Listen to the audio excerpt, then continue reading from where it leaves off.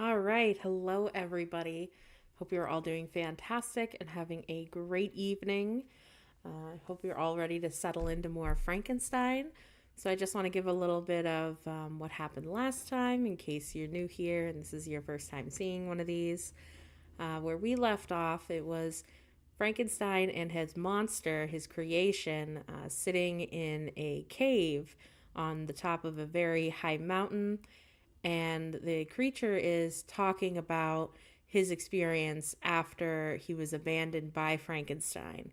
So he told us about how he stumbled upon these two kids and their father that were living in a rundown house, and that, these kids came from France, and, there was some Turkish guy that, the son really liked his daughter, and he helped him try to escape being persecuted. And in the end, this boy and his sister and his father were exiled from France and basically had all of their wealth taken from them, all because the son helped the father of a girl that he really liked. So now the girl has come and said, "Hey, I want to be with you. I appreciate everything you did for my father." And now she's with them. So, meanwhile, all the drama is going on with this group of people. The creature has been watching. He's been watching them. He's been learning how to speak by watching them and, really getting an understanding of the world around him. So, it's pretty interesting and it's kind of surprising. But now we're going to see what's really going to happen, because for a long time, Frankenstein's monster wanted to make contact with these people and talk to them and say, "Hey, please accept me." But the monster has always known that from what he looks like, people are always going to be afraid of him. This guy is an 8-foot tall monstrosity. He's put together a skin and everything, so a lot of people are terrified of him. And he's afraid to show himself. So that's kind of where we're left off of. And yeah, so I'm going to do my best to do a voice for the monster. And the monster is a man, so I will do my best. I am a woman, so don't hold me too harshly to it. But I will do my best to make it somewhat interesting. Chapter 15. Such was the history of my beloved cottagers. It impressed me deeply.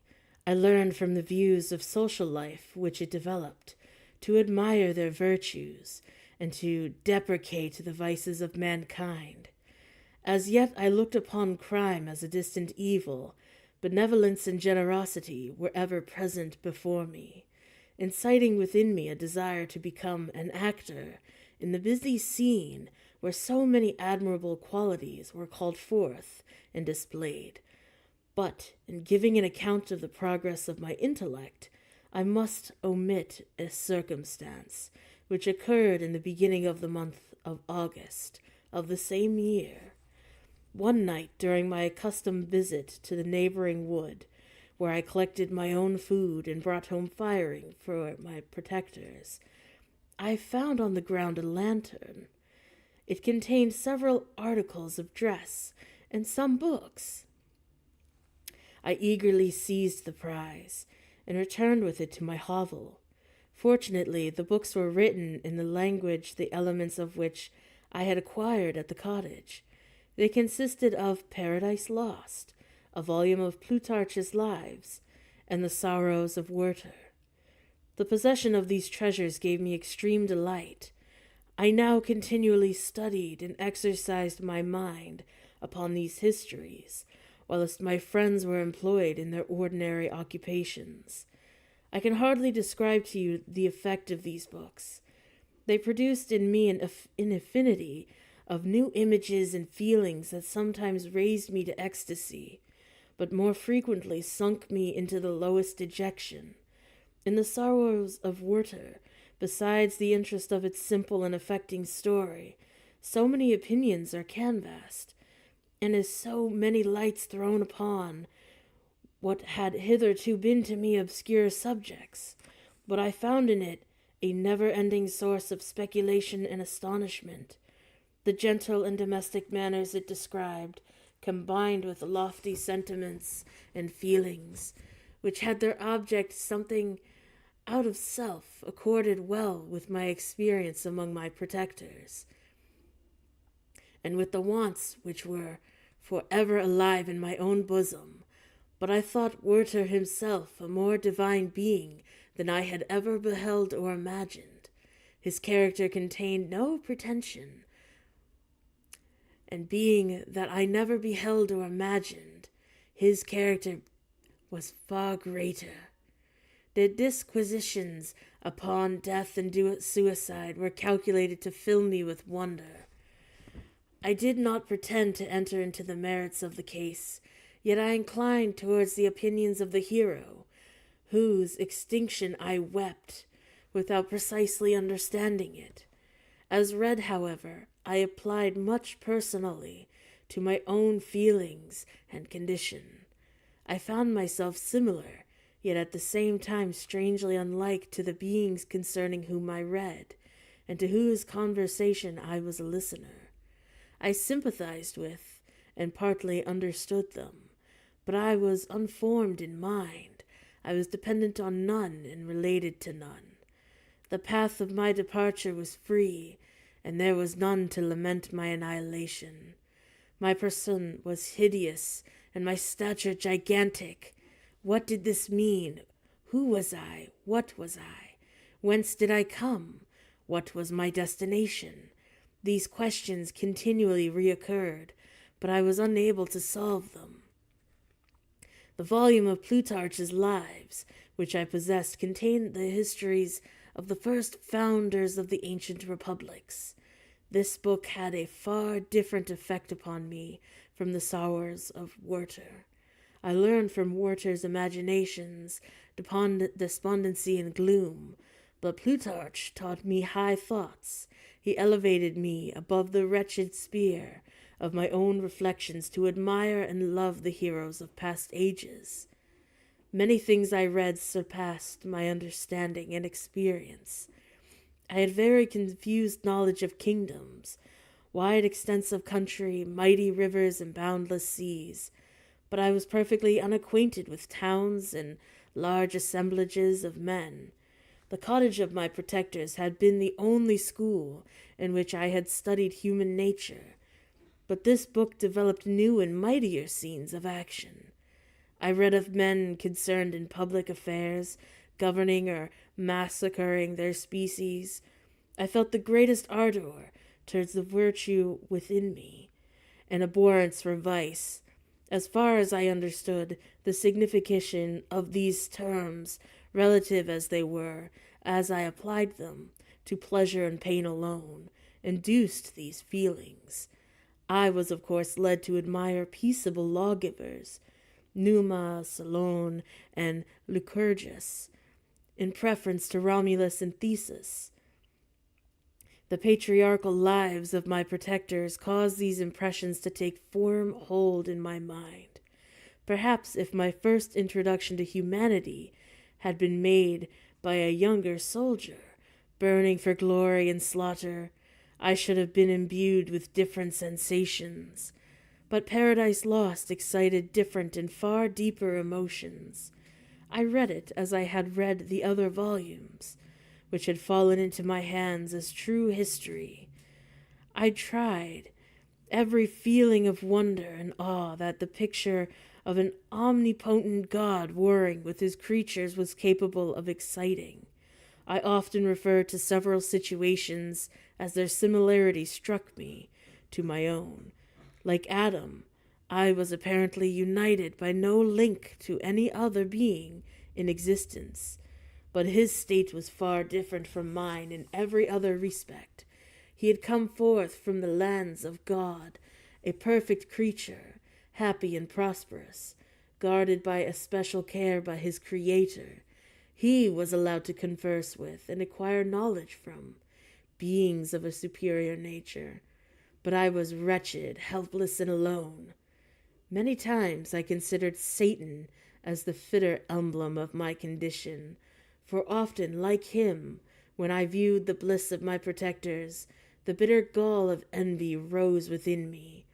Another circumstance strengthened and confined these feelings. Soon after my arrival in the hovel, I discovered some papers in the pocket of the dress which I had taken from your laboratory. At first I had neglected them, but now that I was able to decipher the characters in which they were written, I began to study them with diligence. It was your journal of the 4 months that preceded my creation. You minutely described in these papers every step you took in the progress of your work.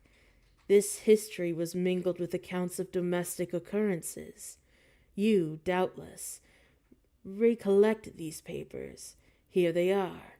Everything is related in them which bears reference to my accursed origin. The whole detail of that series of disgusting circumstances which produced it is set in view. The minutest description of my odious and loathsome person is given in language which painted your own horrors and rendered mine indelible. I sickened as I read. Hateful day when I received life, I exclaimed in agony. Accursed creator! Why did you form a monster so hideous that even you turned from me in disgust? God in pity made man beautiful and alluring after his own image, but my form is a filthy type of yours. Your horde, even more from very resemblance of Satan, had his companions, fellow devils, to admire, encourage him. But I am solitary and abhorred. These were reflections of my hours of despondency and solitude, but when I contemplated the virtues of the cottagers, their amiable and benevolent dispositions, I persuaded myself that when they should become acquainted with my admiration of their virtues, they would be compassionate to me and overlook my personal deformity. Could they turn from their door one, however monstrous, who solicited their compassion and friendship? I resolved, at least, not to despair, but in every way to fit myself for an interview with them, which would decide my fate. I postponed this attempt for some months longer, for the importance attached to its success inspired me with dread lest I should fail. Besides, I found that my understanding improved so much with every day's experience that I was unwilling to commence this undertaking until a few more months should have added to my sagacity. Several changes in the meantime took place in the cottage.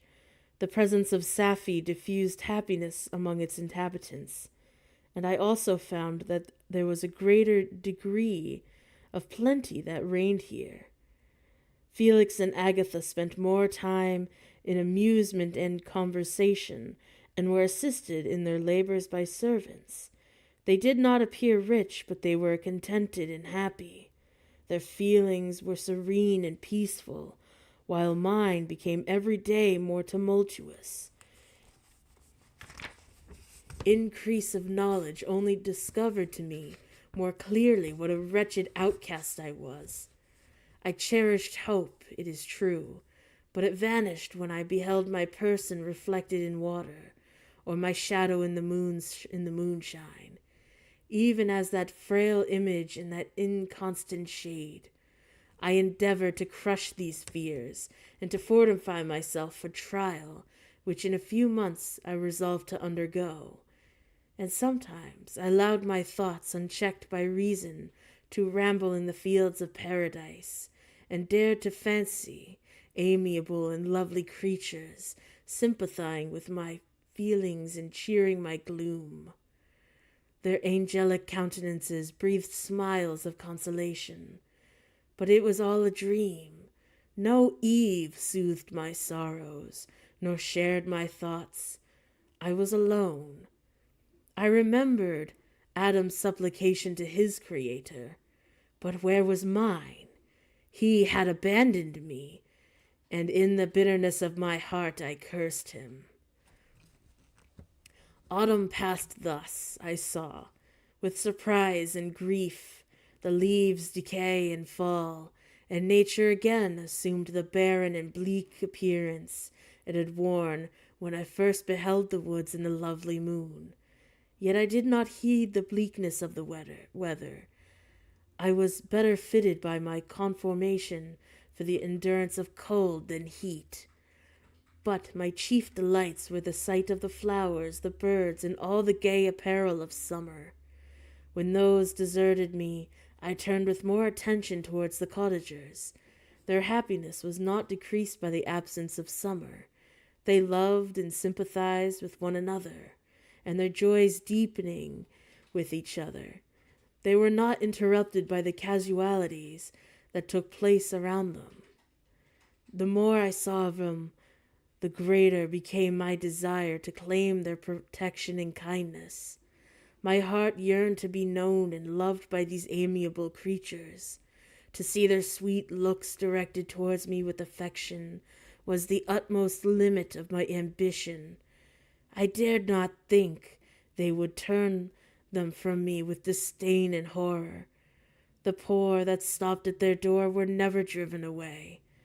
I asked, it is true, for greater treasures than a little food or rest. I required kindness and sympathy, but I did not believe myself utterly unworthy of it.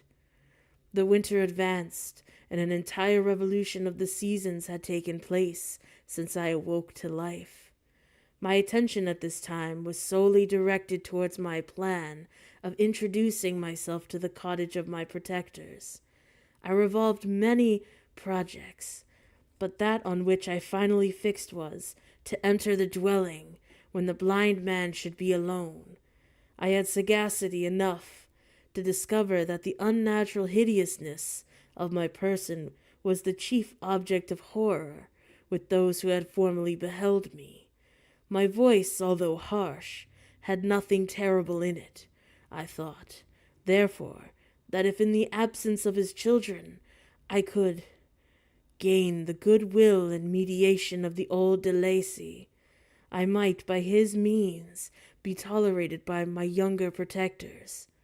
One day, when the sun shone on the red leaves that strewed the ground and diffused cheerfulness, although it denied warmth, Safie, Agatha, and Felix departed on a long country walk, and the old man, at his own desire, was left alone in the cottage.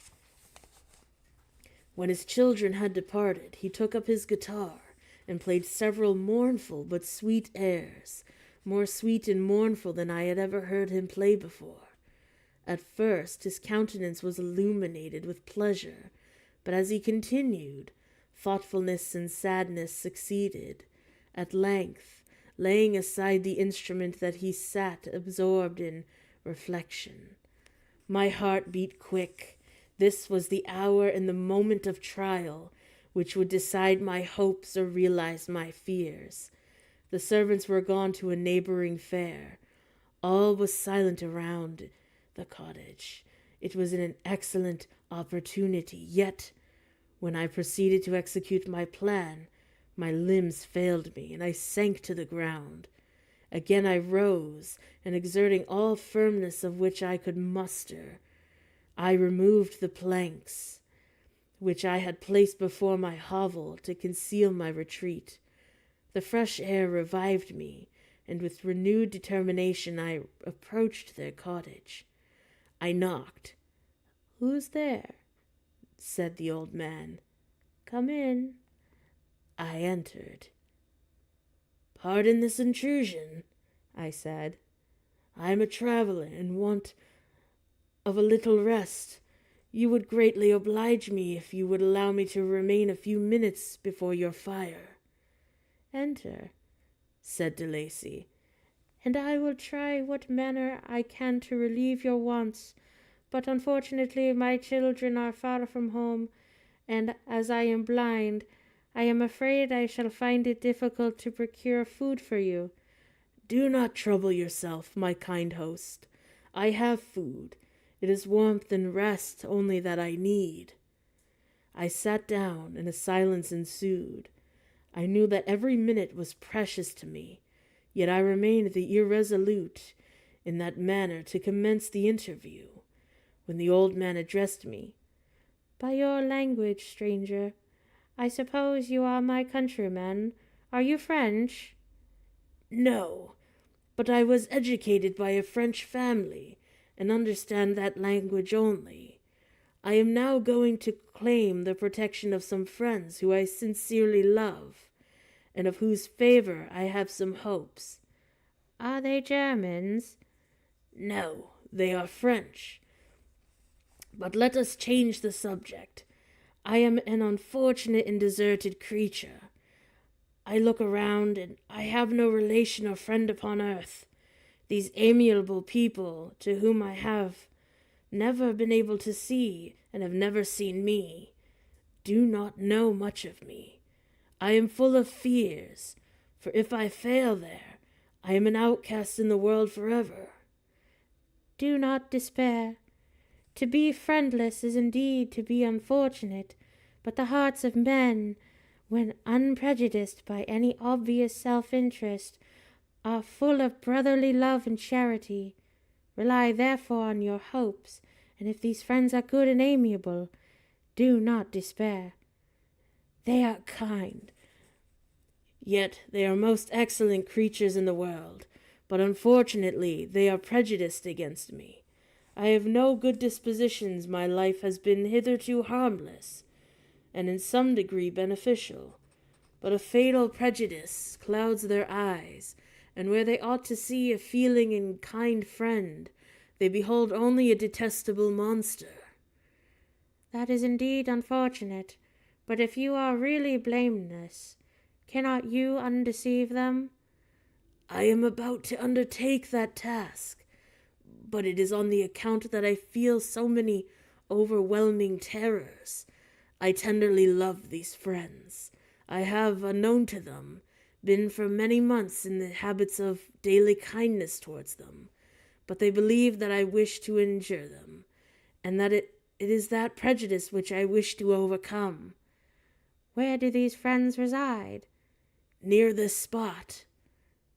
The old man paused, and then continued. If you will unreservedly confide to me the particulars of your tale, I perhaps may be of some use in undeceiving them. I am blind and cannot judge your countenance, but there is something in your words which persuades me that you are sincere.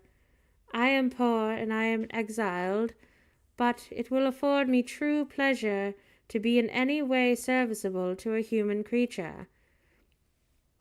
Excellent man, I thank you, and accept your generous offer. You raise me from the dust by this kindness, and I trust that by your aid I shall not be driven from society and the sympathy of your fellow creatures. Heaven forbid, even if you really were a criminal, for that can only drive you to desperation, and not instigate you to a virtue. I am also unfortunate. I and my family have been condemned, although innocent. Judge, therefore, if I do not feel your misfortunes. How can I thank you, my best and only benefactor? From your lips have I heard the voice of kindness directed towards me. I shall be forever grateful, and your present humanity ensures me of success with those friends for whom I am on the point of meeting. I may know the names and the residence of those friends? I paused. This, I thought, was the moment of decision, which was about to rob me of, or bestow happiness on me forever. I struggled vainly for firmness sufficient to answer him, but the effort destroyed all my remaining strength. I sank on the chair and sobbed aloud. At that moment I heard the steps of my younger protectors. I had not a moment to lose, but seizing the hand of the old man, I cried, "Now is the time! Save and protect me! You and your family are the friends whom I seek. Do you not desert me in the hour of trial?" Great God! Exclaimed the old man. Who are you? At that instant the cottage door was opened, and Felix, Safie, and Agatha entered. Who can describe their horror and consternation on beholding me?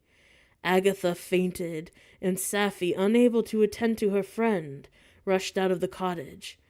Felix started forward, and with supernatural force tore me from his father.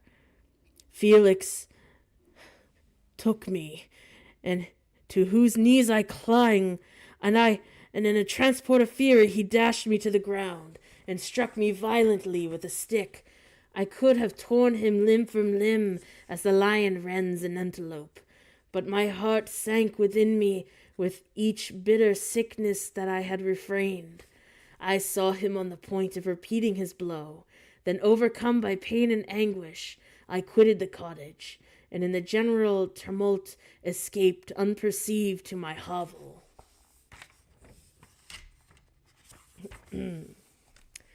Chapter 16. Cursed, cursed Creator! Why did I live? Why in that instant did I not extinguish the spark of existence which you had so wantonly bestowed? I know not. Despair had taken possession of me. My feelings were those of rage and revenge. I could have with pleasure have destroyed the cottage and its inhabitants, and have glutted myself with their shrieks and misery. When night came, I quitted my retreat, and wandered in the wood, and now no longer restrained by the fear of discovery.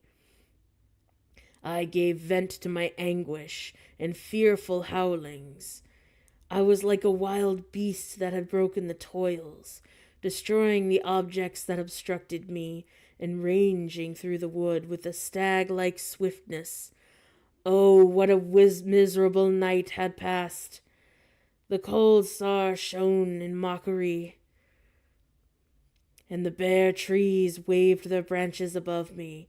Now and then the sweet voice of a bird burst forth amidst the universal stillness. All save I were at rest or in enjoyment. I, like the arch-fiend, bore a hell within me, and finding myself unsympathized with, wished to tear up the trees, spread havoc and destruction around me, and then to have sat down and enjoyed the ruin. But this was a luxury of sensation that could not endure. I became fatigued with excess of bodily exertion, and sank on the damp grass in the sick impotence of despair. There was nothing among the myriads of men that existed who would pity or assist me. I should feel kindness towards my enemies? No. From that moment I declared everlasting war against the species, and more than all, against him who had formed me and sent me forth to this insupportable misery. The sun rose, and I heard the voices of men, and I knew that it was impossible to return to my retreat during the day. Accordingly, I hid myself in some thick underwood, determining to devote the ensuing hours to reflection on my situation. The pleasant sunshine and the pure air of day restored me to some degree of tranquillity, and when I considered that had passed at a cottage, I could not help believing that I was too hasty in my conclusions.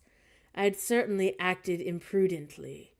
It was apparent that my conversation had interested the father on my behalf, and I was a fool in having exposed my person to the horror of his children. I ought to have familiarized the old de Lacy to me, and by degrees to have discovered myself to the rest of his family, when they should have been prepared for my approach. But I did not believe my errors to be irretrievable, and after much consideration I resolved to return to the cottage, seek the old man, and by my representations win him to my party. These thoughts calmed me, and in the afternoon I sank into a profound sleep. But the fever of my blood did not allow me to be visited by peaceful dreams. The horrible scene of the preceding day was forever acting before my eyes. The females were flying, and the enraged Felix tearing at me, trying to remove me from his father's feet. I awoke exhausted, finding that it was already night. I crept forth from my hiding place and went in search of food. When my hunger was appeased, I directed my steps towards the well-known path that conducted to the cottage.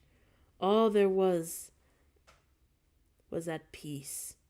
I crept into my hovel and remained in silent expectation of the accustomed hour when the family arose. That hour passed, the sun mounted high in the heavens, but the cottagers did not appear. I trembled violently, apprehending some dreadful misfortune. Inside of the cottage was dark. I heard no motion. I cannot describe the agony of this suspense. Presently 2 countrymen passed by, but pausing near the cottage, they entered into conversation, using violent gesticulations that I did not understand, what had been said and spoken by the language of the country of France, which differed from that of the ones I now saw. Soon after, however, Felix approached with another man. I was surprised, as I knew that he had not quitted the cottage that morning. I waited anxiously to discover from his discourse the meaning of these unusual appearances. "Do reconsider," said his companion to him, "that you will be obliged to pay 3 months' rent and to lose the produce of your garden. I do not wish to take any unfair advantage, and I beg therefore that you will take some days to consider your determination." "It is utterly useless," replied Felix. "We can never again inhabit your cottage. The life of my father is in the greatest danger, owing to the dreadful circumstance that I have related. My wife and my sister will never recover from their horror. I entreat you not to reason with me any more. Take possession of your tenement and let me fly from this place." Felix trembled violently as he said this. He and his companion entered the cottage, in which they remained for a few minutes, and then I departed. I never saw any of the family of de Lacy any more. I continued for the remainder of the day in my hovel, in a state of utter and stupid despair. My protectors had departed, and had only broken the only link that held me to the world. For the first time the feelings of revenge and hatred filled my bosom, and I did not strive to control them. But allowing myself to be borne away by the stream, I bent my mind towards the injury and death. When I thought of my friends, of the mild voice of de Lacy, the gentle eyes of Agatha, and the exquisite beauty of the Arabian, these thoughts vanished, and a gush of tears began to soothe me. But again, when I reflected that they had spurned and deserted me, anger returned, a rage of anger, and unable to injure anything human, I turned my fury towards inanimate objects.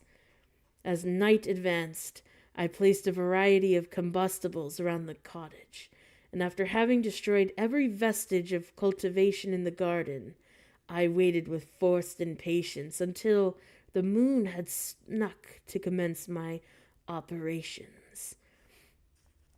As the night advanced, a fierce wind arose from the woods, and quickly dispersed the clouds that had loitered in the heavens. The blast tore along a mighty avalanche, and produced a kind of insanity in my spirits that burst all the bounds of reason and reflection. I lighted the dry branch of a tree, and danced with fury around the devoted cottage, my eyes still fixed on the western horizon, the edge of which the moon nearly touched. A part of its orb was at length hid, and I waved my brand. It sank, and with a loud scream I fired the straw, and the heath and the bushes which I had collected. The wind fanned the fire, and the cottage was quickly enveloped by the flames, which clung to it and licked it with their forked and destroying tongues. As soon as I was convinced that no assistance could have any part to save the habitation, I quitted the scene and sought for refuge in the woods. And now, with the world before me, whither I could bend my steps, I resolved to fly far from the scene of my misfortunes. But to me, hatred and despair was all that I knew, and I knew every country must be equally horrible. At length the thought of you crossed my mind. I learned from your papers that you were my father, my creator, to whom I could apply with more fitness than to him who had given me life. Among the lessons that Felix bestowed upon Safie, geography had not been omitted. I had learned from these relative situations of the different countries of the earth. You had mentioned Geneva as the name of your native town, and towards this place I resolved to proceed. But how was I to direct myself? I knew that I must travel in a southwesterly direction to reach my destination, but the sun was my only guide. I did not know the names of the towns that I passed, nor could I ask for information from a single human being. But I did not despair.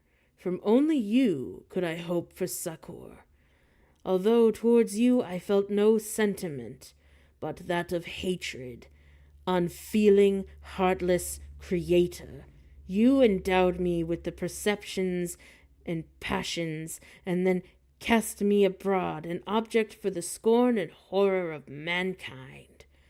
But on you only had I any claim for pity and redress, and from you I determined to seek that justice which I vainly attempted to gain from any other being that swore that they had a human form. My travels were long, and the sufferings I endured intense, but it was late in the autumn when I quitted the district where I had so long resided. I traveled only at night, fearful of encountering the visage of a human being. Nature decayed around me, and the sun became heatless. Rain and snow poured around me. Mighty rivers were frozen. The surface of the earth was hard and chill and bare, and I found no shelter. O earth, how often did I imprecate curses upon the cause of my being! The mildness of my nature had fled, and all within me was turned to gall and bitterness. The nearer I approached your habitation, the more deeply did I feel the spirit of revenge enkindle my heart. Snow fell and the waters were hardened, but I rested not.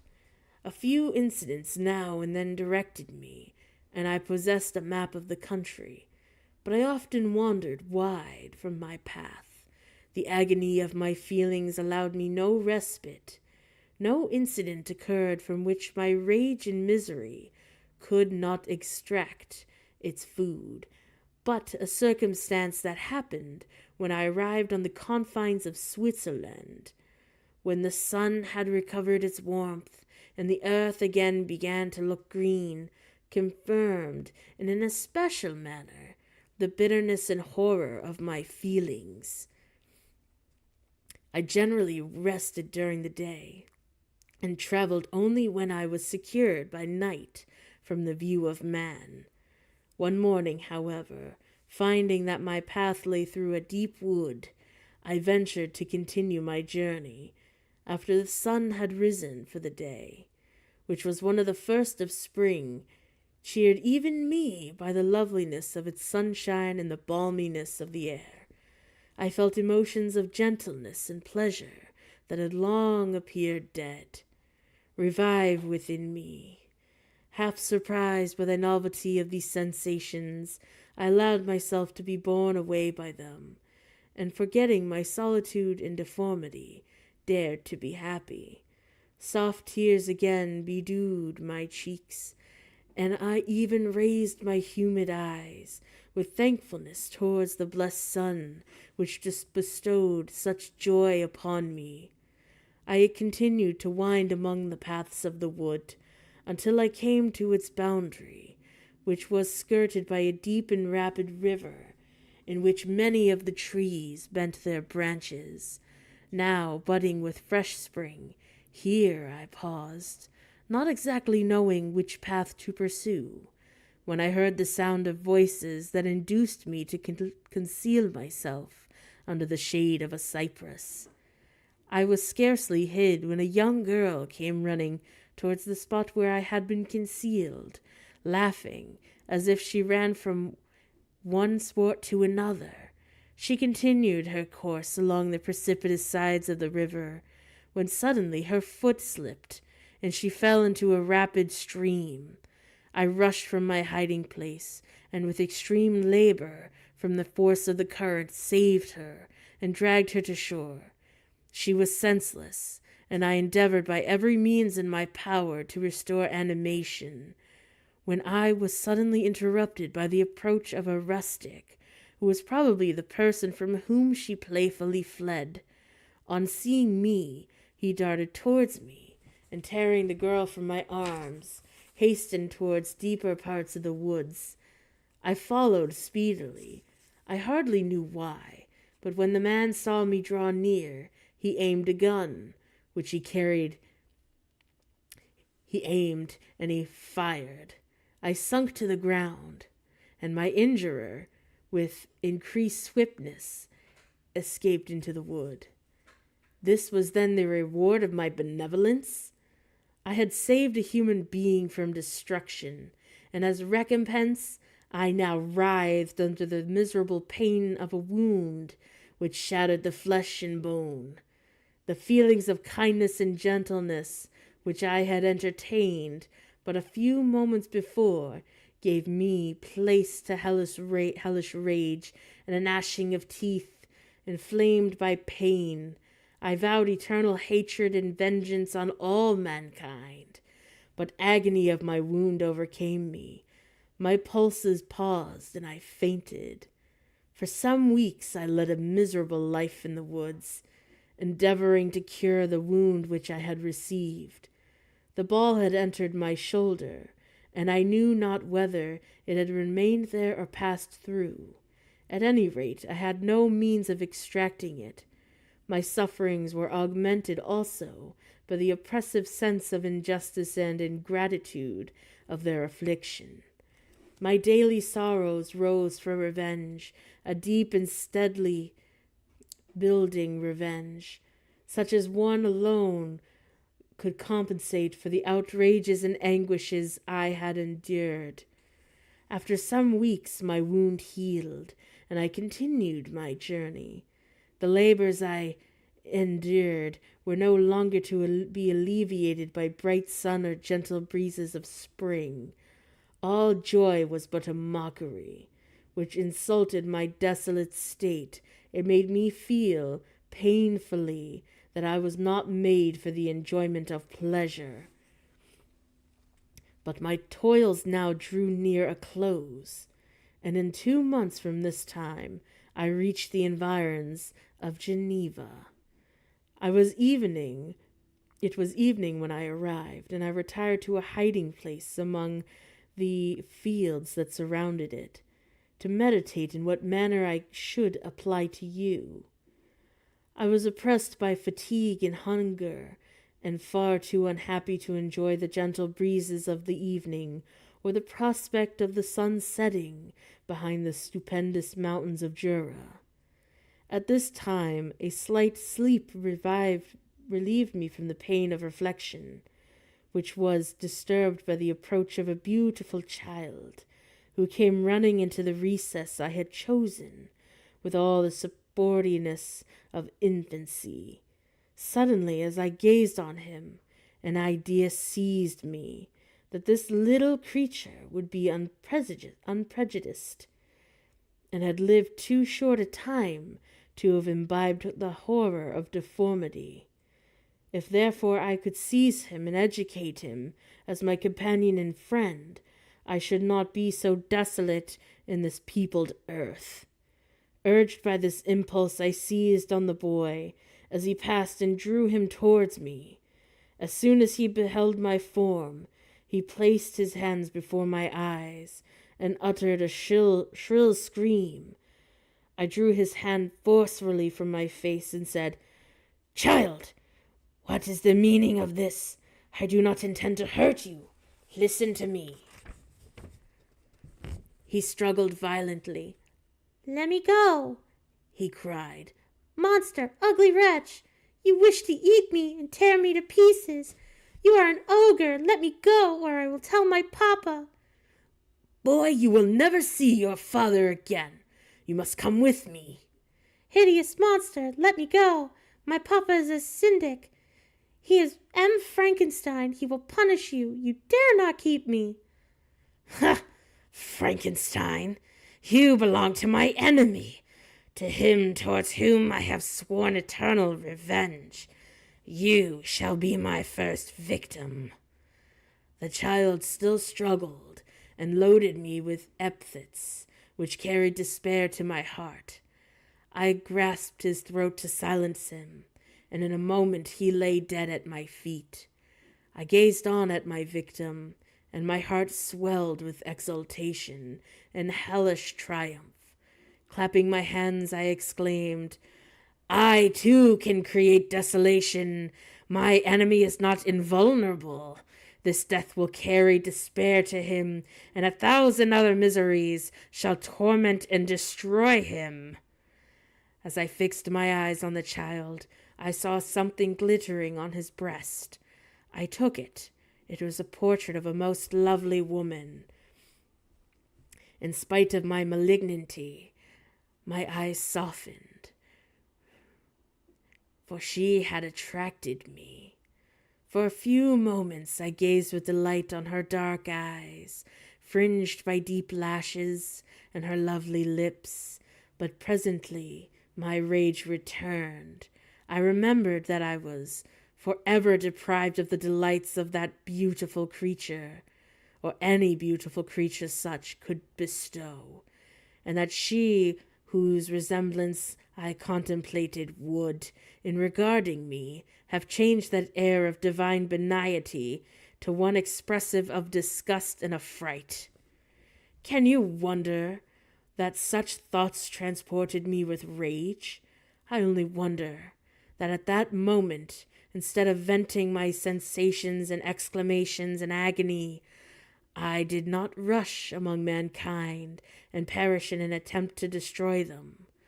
While I was overcome by these feelings, I left the spot where I had committed the murder, and seeking a more secluded hiding place, I entered a barn, which had appeared to me to be empty. A woman was sleeping on some straw. She was young, but not indeed so beautiful as whose portrait I held, but of an agreeable aspect, and blooming in the youth and loveliness of health. Here, I thought, is one of those whose joy-imparting smiles are bestowed upon all but me. Then I bent over her and whispered, "Awake, awake, fairest, thy lover is near. He would give his life but to attain one look of affection from thine eyes. My beloved, awake." The sleeper stirred. A thrill of terror ran through me. Should she indeed awake and see me, and curse me, and denounce the murderer? Thus would she assuredly act if her darkened eyes opened and she beheld me. The thought was madness. It stirred the fiend within me. Not I, but she shall suffer the murder I have committed, because I am forever robbed of all that she could give me. She shall atone. The crime had its source in her. Be her the that bears the punishment. Thanks to the lessons of Felix and the sanguinary laws of man, I had learned now to work mischief. I bent over her and placed the portrait securely in the folds of her dress. She moved again, and I fled. For some days I haunted the spot where those scenes had taken place, sometimes wishing to see you, sometimes resolved to quit the world and its miseries forever. At length I wandered towards these mountains, and have ranged through their immense recesses, consumed by a burning passion, which you alone can gratify. We may not part until you have promised to comply with my requisition. I am alone and miserable. Man will not associate with me, but one as deformed and horrible as myself would not deny herself to me. My companion must be of the same species and have the same defects. This being you must create.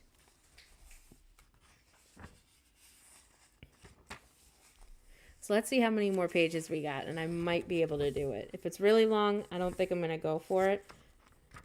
Oh, it's relatively short.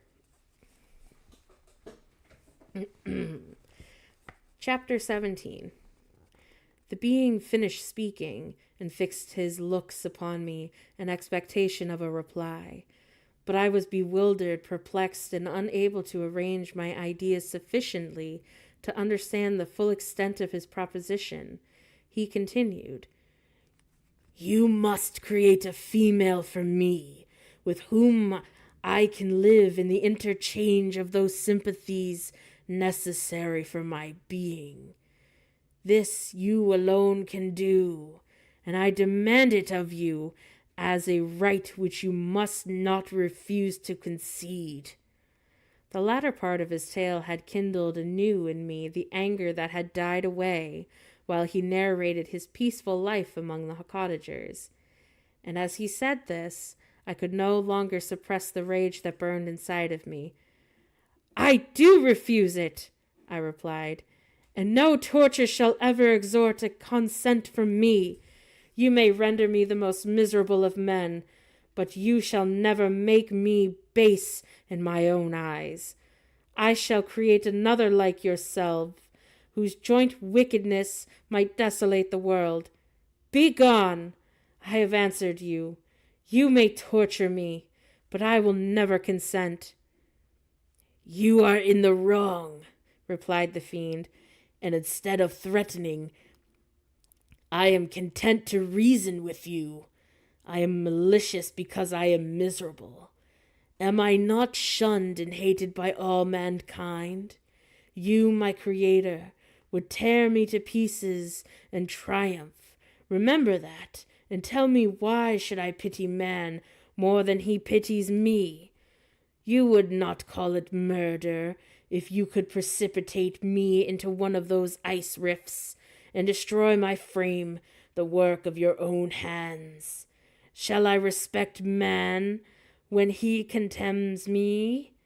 Let him live with me in the interchange of kindness instead of injury. I would bestow every benefit upon him with tears of gratitude at his acceptance. But that cannot be. The human senses are insurmountable barriers to our union. Yet mine shall be not the submission of abject slavery. I will revenge my injuries. If I cannot inspire love, I will cause fear, and chiefly towards you, my arch enemy, because, my creator, I do swear inextinguishable hatred. Have a care. I will work at your destruction, nor finish until I desolate your heart, so that you shall curse the hour of your birth." A fiendish rage animated him as he said this. His face was wrinkled into contortions too horrible for human eyes to behold, but presently he calmed himself and proceeded. "I intended to reason. This passion is detrimental to me, for you do not reflect that you are the cause of his excess.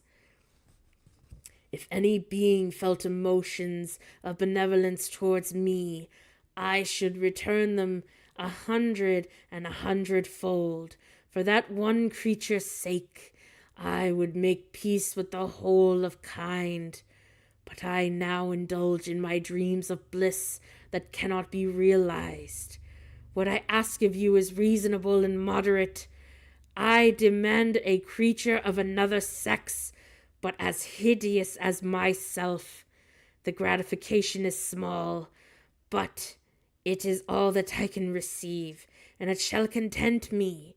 It is true we shall be monsters, cut off from the world, but on the account that we shall be more attached to one another.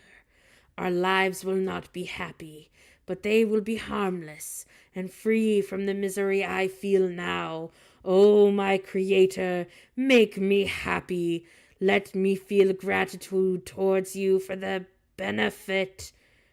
Let me see that I excite the sympathy of some existing thing. Do not deny me my request. I was moved.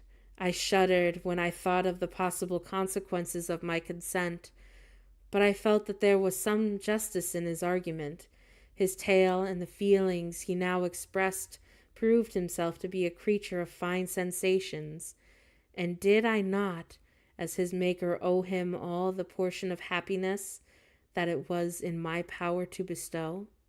He saw my change of feeling and continued, If you consent, neither you nor any other human being shall ever see us again. I will go to the vast wilds of South America. My food is not that of man. I do not destroy the lamb and the kid to glut my appetite. Acorns and berries afford me sufficient nourishment. My companion will be the same nature as myself, and will be content with the same fare. We shall make our bed of dried leaves. The sun will shine on us as a man, and will ripen our food. The picture I present to you is peaceful and human. You must feel that you could deny it only in the wantonness of power and cruelty. Pitiless as you have been towards me, I now see compassion in your eyes. Let me seize the favorable moment, persuade you to promise that I am so in need of, that I so ardently desire. You propose, I replied, to fly from the habitations of man, to dwell in those wilds where the beasts of the field will be your only companions. How can you, who long for the love and sympathy of man, persevere in this exile? You will return and again seek their kindness, and you will meet with their detestation. Your evil passions will be renewed, and you will then have a companion to aid you in your task of destruction. This may not be. Cease to argue the point, for I cannot consent. How inconsistent are your feelings! But a moment ago you were moved by my representations, and why do you again harden yourself to my complaints? I swear to you, by the earth which I inhabit, and by you that made me, that with the companion you bestow, I will quit the neighborhood of man, and dwell, as if it may chance, in the most savage of places. My evil passions will have fled, for I shall meet with sympathy. My life will flow quietly away, and in my dying moments I shall not curse my Maker. His words had a strange effect upon me. I compassionated to him, and sometimes felt a wish to console him. But when I looked upon him, when I saw the filthy mass that moved and talked, my heart sickened, and my feelings were altered to those of horror and hatred. I tried to stifle these sensations. I thought that, as I could not sympathize with him, I had no right to withhold from him the small portion of happiness which was yet in my power to bestow.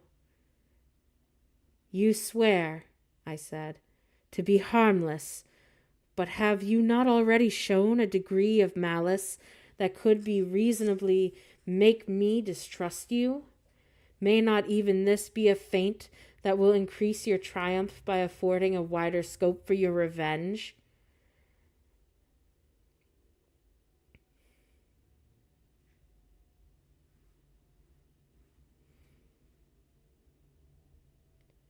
How is this? I must not be trifled with, and I demand an answer. If I have no ties and no affections, hatred and vice will not be my portion. The monster then responded, The love of another will destroy the cause of my crimes, and I shall become a thing of those existence. Every one will be ignorant. My vices are the children of the forced solitude that I abhor, and my virtues will be necessarily arise when I live in communion with an equal. I shall feel the affections of a sensitive being and become linked to the chain of existence and events, for which I am now excluded. I paused some time to reflect on all he had related and the various arguments which he had employed. I thought of the promise of virtues which he had displayed on the opening of his existence, and the subsequent plight of all the kindly feeling by the loathing and the scorn which his protectors had manifested towards him. His power and threats were not omitted in my calculations. A creature could exist in the ice caves of the glaciers and hide himself from pursuit among the ridges of the inaccessible precipices. Was a being possessing faculties it would be vain to cope with? After a long pause of reflection, I concluded that the justice due both to him and my fellow creatures demanded of me that I should comply with his request. Turning toward him, therefore, I said, I consent to your demand, on your solemn oath to quit Europe forever, and every other place in the neighborhood of man, as soon as I shall deliver into your hands a female who will accompany you in your exile. I swear, he cried, by the sun and by the blue sky of heaven, and by the fire of love that burns in my heart, that you grant my prayer, while they exist, shall never behold me again. Depart to your home, commence your labors. I shall watch their progress with unfettered anxiety, and fear not, but that when you are ready, I shall appear. Saying this, he suddenly quitted me, fearful, perhaps, of any change in my sentiments. I saw him descend the mountain with greater speed than the flight of an eagle, and quickly lost among the undulations of the sea of ice. His tale had occupied the whole day, and the sun was upon the verge of the horizon when he departed. I knew that I ought to hasten my descent towards the valley, as I should soon be encompassed in darkness, but my heart was heavy and my steps slow. The labor of winding among the little paths of the mountains and fixing my feet firmly as I advanced perplexed me, occupied as I was by the emotions which the occurrences of the day had produced. Night was far advanced when I came to the halfway resting place and seated myself beside the mountain. The stars shone at intervals as the clouds passed over them. The dark pines rose before me, and everywhere, here and there, a broken tree lay on the ground. It was a scene of wonderful solemnity, and the stirring, strange thoughts within me. I wept bitterly and clasped my hands in agony and exclaimed, O stars and clouds and winds, ye are all about to mock me. If ye really pity me, crush sensation and memory. Let me become as naught. But if not, depart, depart, and leave me in darkness. These were wild and miserable thoughts, but I cannot describe to you how the eternal twinkling of the stars weighed upon me, and how I listened to every blast of wind as if it were a dull, ugly siroc on its way to consume me. Morning dawned before I arrived at the village of Chamois. I took no rest, but returned immediately to Geneva.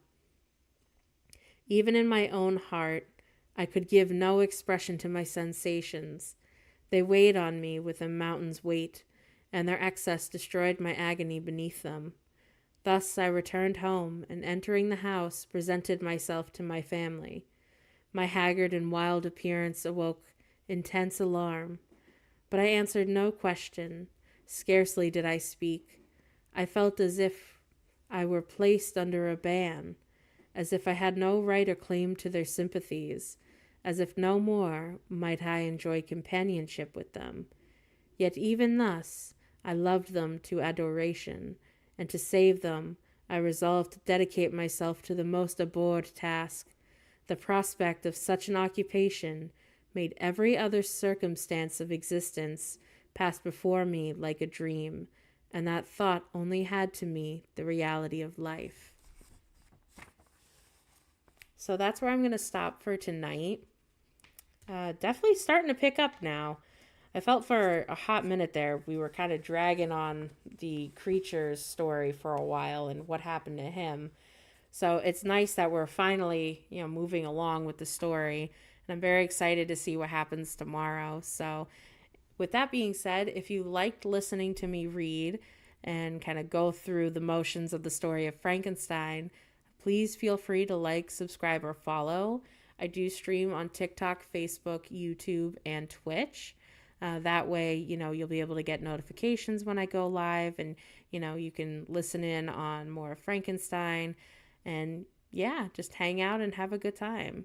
So with that being said, I hope you all stay safe and stay geeky as always.